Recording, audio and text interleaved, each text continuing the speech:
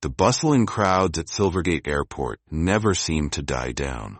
The lines for security stretched nearly 10 feet past the official checkpoint markers, with families and solo travelers alike anxiously inching forward. Amid all this commotion stood Monique, a 37-year-old black woman, dressed in a simple gray sweatshirt and worn-out jeans. Her sneakers had seen better days, and the single suitcase she clutched bore scuffs that hinted at a life of many journeys. Monique shuffled forward, mentally mapping out the rest of her trip. She had always hated the long wait and the maze of ropes that guided the lines at airport security. Suddenly, an imposing figure stepped in her path. It was Officer Thompson, a 44-year-old white man with a stern frown etched across his face. Despite the constant flow of people to either side, he singled Monique out. "I'm going to need you to step aside," he said sharply, blocking her path with an outstretched arm. "You're suspected of carrying illegal substances." Before Monique could voice her confusion or even say a word of protest, Officer Thompson moved in closer. "Spread your arms," he ordered. Something in his tone made Monique's stomach tighten with alarm. As soon as she complied, his pat-down rapidly escalated. Under the guise of a security search, Thompson's hands groped her inappropriately, lingering far longer than any standard check. Monique's face contorted with shock and anger. She jerked away, trying to shield herself. In response, Officer Thompson tightened his grip, pulling hard at her sweatshirt until it tore down the front. Monique stumbled backward, her voice quivering with righteous fury as she clutched at the torn fabric. "How dare you assault me in front of everyone?" she cried, her cheeks burning. "My husband will see you fired and behind bars for this." A mocking sneer spread across Thompson's face. "Consider yourself lucky, you filthy black woman," he spat. "You ought to be thankful I even gave you the time of day." A hush fell momentarily around them, but then whispers rippled through the throng of onlookers. Some shook their heads in disbelief, but others smirked, echoing hateful remarks. "Look at her, like she crawled out of a dumpster. Her husband's probably just another black thug." Monique's voice cracked as she pleaded for someone to intervene. "Why are you all letting him get away with this?" she cried out, fighting back tears. "He assaulted me. Why are you defending him?" Officer Thompson crossed his arms over his chest as if completely unfazed. "Women like you always dress down and pretend to be modest, but you're only trying to lure men like me. What's the big deal about a little touch?" Monique's blood boiled, and her cheeks felt hot with humiliation. She realized arguing with him would get her nowhere, so she yanked her phone out of her pocket and began to dial. She didn't care what anyone else thought. She needed help, and she needed it fast. The crowd watched her, tension thick in the air. A few travelers murmured. One asked, "Who's she calling?" Another shrugged, half smirking. "Probably her boyfriend or something," someone else replied. Monique held her phone to her ear and spoke curtly into it, then snapped it shut and faced the security officer once more. "You just wait. My husband's on his way. He owns this airport." Thompson snorted with laughter. "Yeah, sure. Next thing you'll tell me you're married to some TV celebrity." But Monique ignored his taunts. She stood her ground, arms folded protectively over her ripped sweatshirt. The people in line around her watched with open curiosity, a few of them itching to record the scene on their phones. Just a few minutes later, a tall, dignified black man in a tailored navy blue suit appeared. This was Donovan, Monique's 41-year-old husband, and the director of Silvergate Airport. His polished dress shoes echoed on the tiled floor as he strode with purpose toward the confrontation zone. Not wasting a second, Donovan gestured for Thompson to step aside. Then he pulled out his cell phone and contacted his deputy director. "Madison," he said into the phone, his voice laced with anger, "I trusted you to hire and train quality staff. Now my wife's shirt is torn by one of your security officers. I want every single person involved in this fiasco fired on the spot." He hung up abruptly, turning to level a glare at Officer Thompson. "Apologize to my wife," Donovan demanded, his tone cold.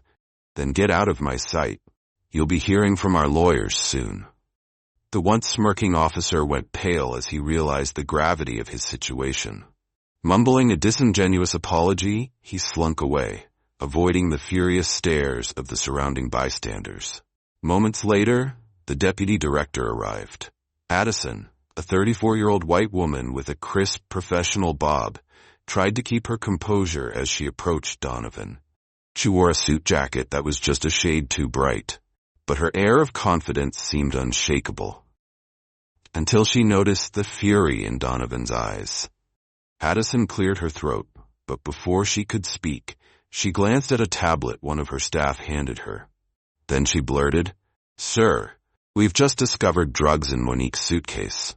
A collective gasp resonated throughout the crowd. Onlookers craned their necks to see. A staff member held up a clear plastic bag filled with a suspicious white powder. Immediately, security officers swarmed Monique, handcuffing her as she cried out in shock. "This isn't mine," she shouted, fighting to be heard over the anxious chatter. "Donovan, I swear, I have no idea how that got there." For a heart-stopping moment, Donovan seemed frozen in place. His eyes flicked from Monique's tear-stained face to the bag of alleged drugs and back again. The crowd began to rumble with condemnation. Addison, her voice suddenly projecting all around, declared, "Ever since Mr. Donham became director, there's been a spike in black passengers smuggling drugs. Do they think a black-owned airport is an easy target? I, for one, demand Donovan's resignation. It's the only way to restore public trust." The crowd roared in agreement. Some chanted, "Resign." Others hurled insults like, "Get out, black scum," and "Lock them both up." The fury was tangible, surging through the terminal like a shockwave. With no immediate way to quell the pandemonium and protect Monique, Donovan turned away, slipping into a side corridor as the mob's volume rose to a deafening pitch. In the following days, the discovery of drugs in Monique's luggage and, reportedly, other black traveler suitcases became a viral media storm. News outlets broadcast dramatic headlines. "Drug busts at black-owned airport. Director under fire." Business at Silvergate Airport plummeted.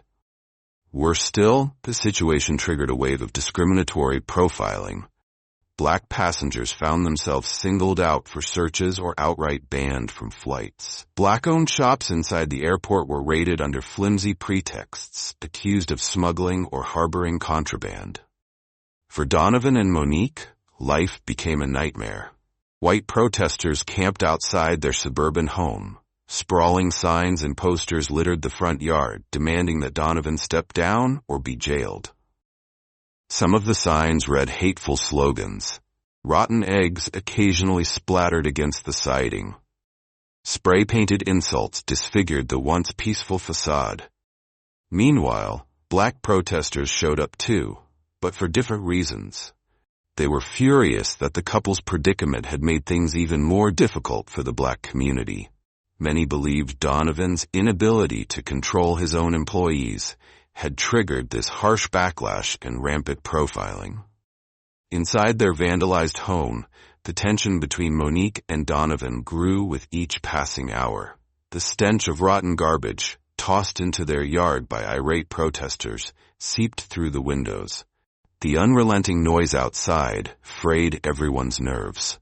Monique confronted Donovan one evening, her eyes brimming with tears.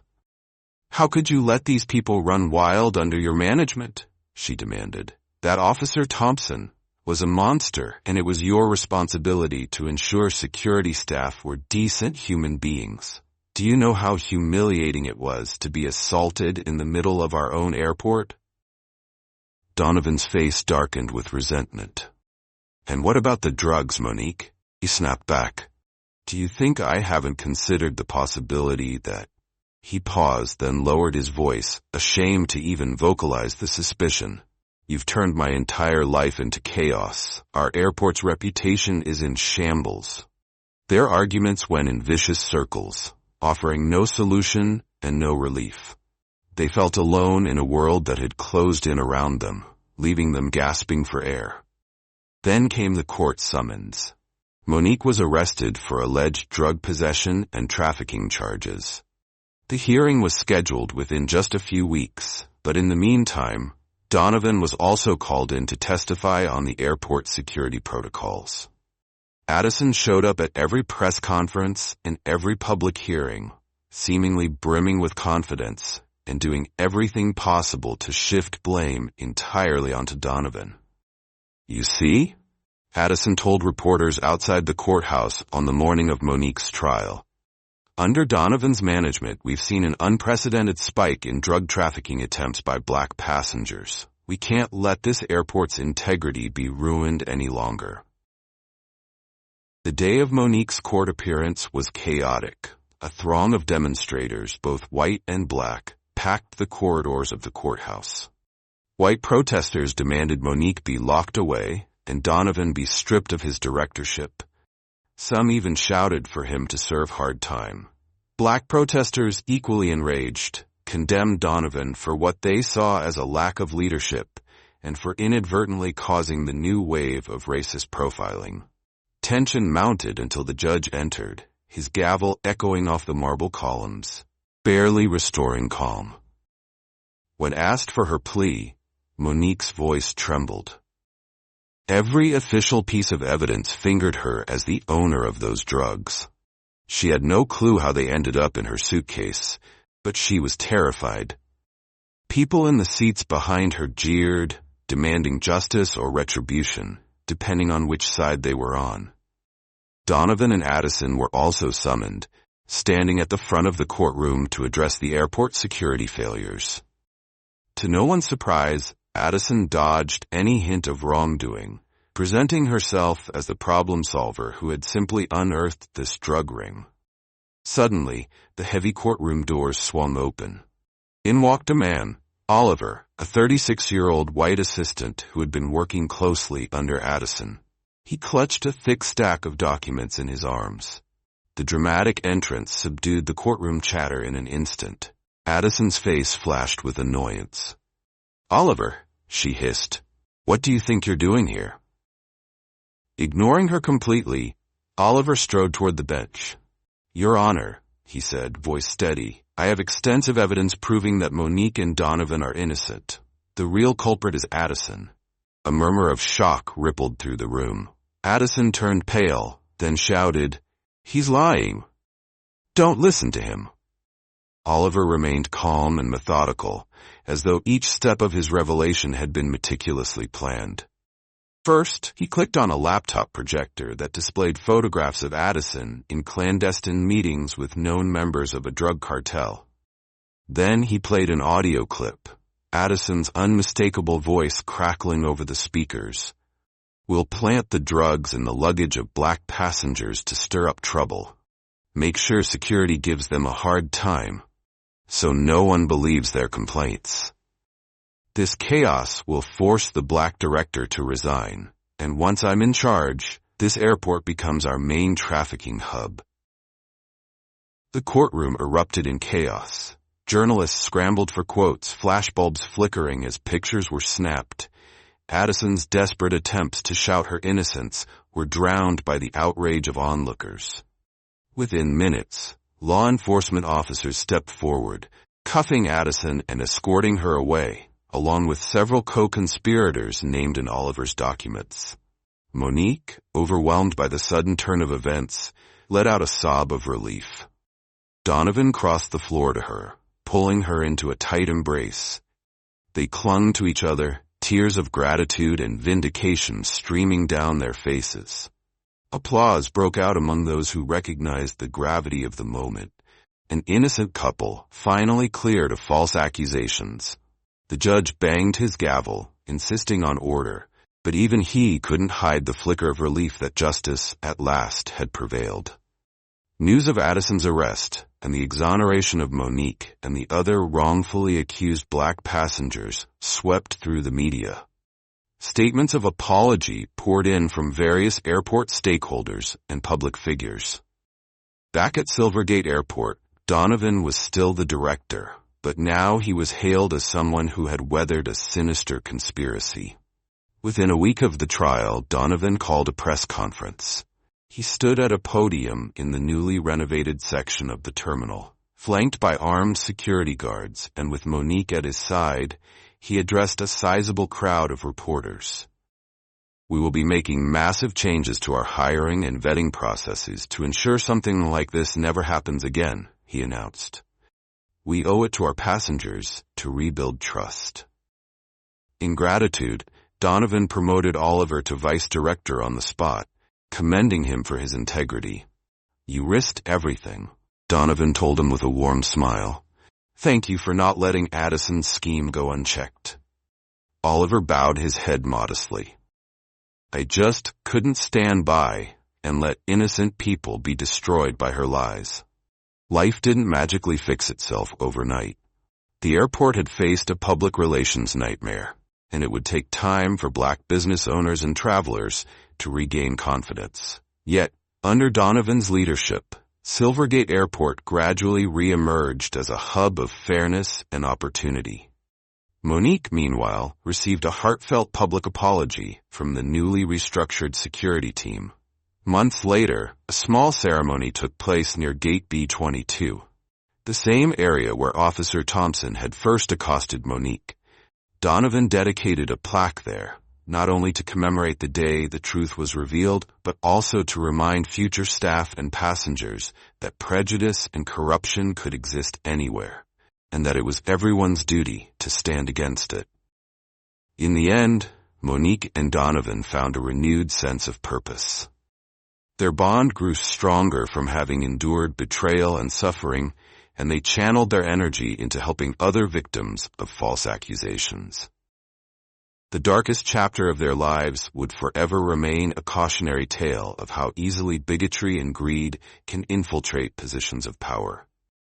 But with vigilance, courage, and the willingness of bystanders like Oliver to stand up for the truth, justice could and did prevail.